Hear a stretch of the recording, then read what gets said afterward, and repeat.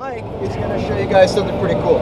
So his first time coming down, he's going to use the rear brake only. And then the second time, he's going to use only the front brake. And then of course the last time he'll be using both brakes. Pay attention to his stopping distances, and mind you, he's going to be traveling at 25 miles an hour, okay? So remember, this is rear brake only.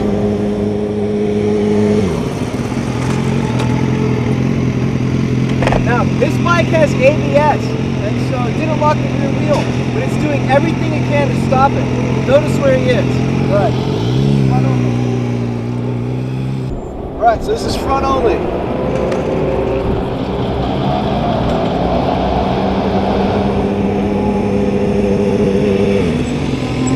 Wow.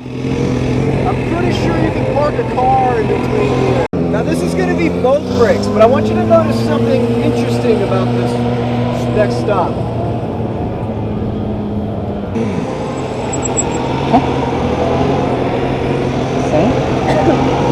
So essentially, most of the stopping ability is on the front brake.